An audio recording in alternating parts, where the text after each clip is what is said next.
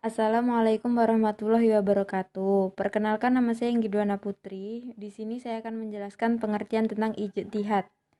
Yang pertama, secara etimologis, kata ijtihad berasal dari kata jahada yang berarti mengerahkan segala daya untuk mengerjakan sesuatu dengan sungguh-sungguh.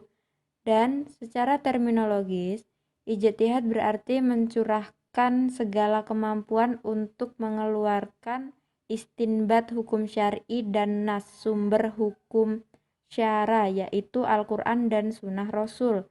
Ijtihad menurut istilah ahli ilmu usul fikih adalah mencurahkan segenap usaha untuk sampai kepada hukum syar'i dari dalil tafsili yang termasuk dalil syar'i. Sejarah ijtihad.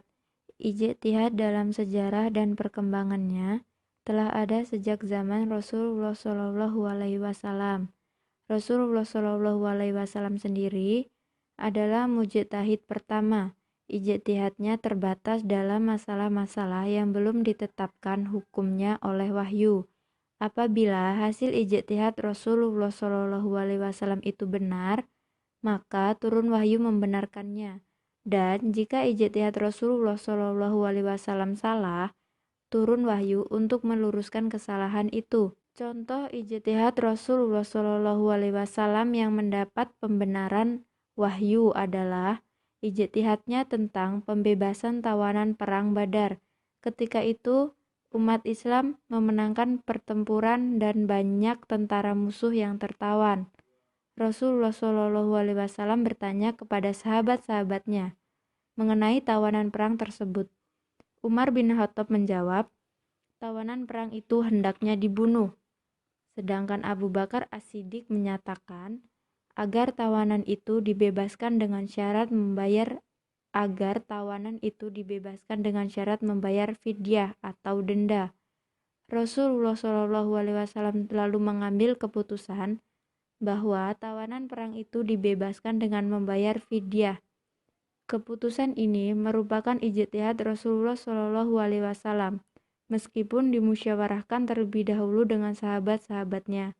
Lalu turunlah surat Al-Anfal ayat 61-69 yang membenarkan ijtihad Rasulullah Shallallahu Alaihi Wasallam. Macam-macam ijtihad.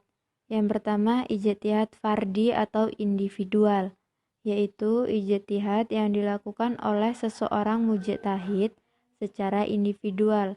Yang kedua, ijtihad jama'al atau kolektif, yaitu ijtihad yang dilakukan oleh beberapa ulama secara kolektif melalui musyawarah. Adapun syarat-syarat menjadi ijtihad.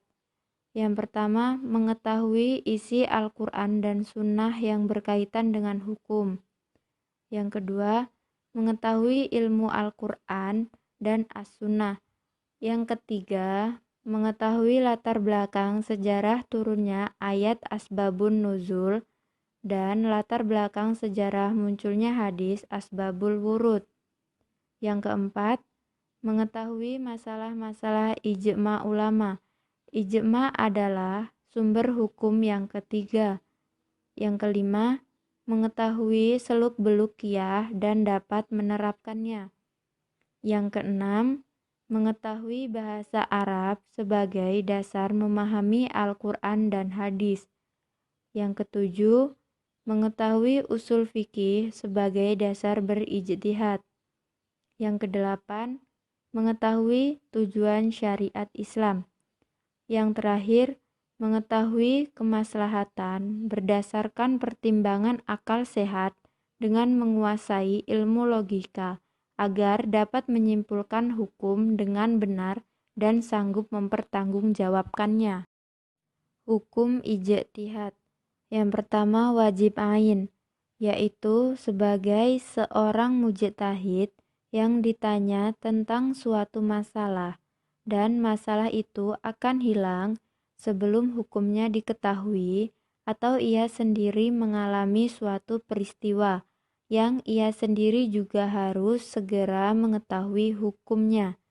Yang kedua, wajib kifayah, yaitu apabila seseorang ditanya tentang sesuatu dan sesuatu itu tidak hilang sebelum diketahui hukum, sedangkan selain dia masih ada mujtahid lain.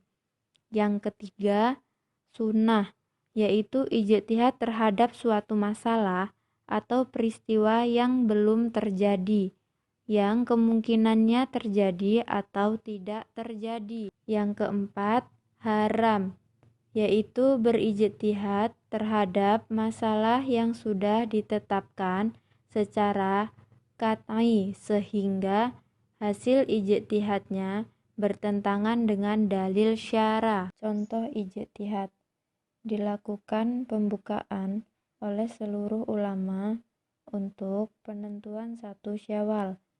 Dalam hal ini akan dilakukan berbagai macam perdebatan dari penentuan 1 Syawal dan penentuan dari Ramadan.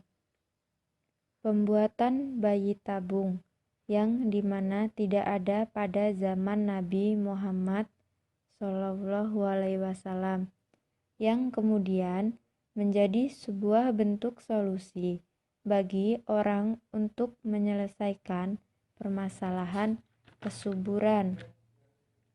Melakukan perujukan terhadap berbagai macam bentuk hadis untuk menemukan sebuah hukum yang dibuat oleh teknologi pada bayi tabung. Fungsi ijtihad.